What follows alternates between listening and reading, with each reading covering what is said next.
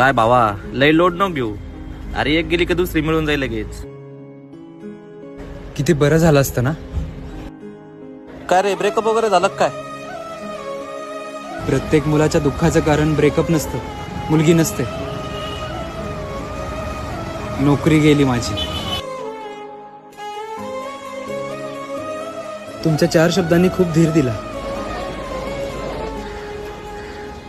एक गेली, दुसरी मिळेल ना. थँक्यू.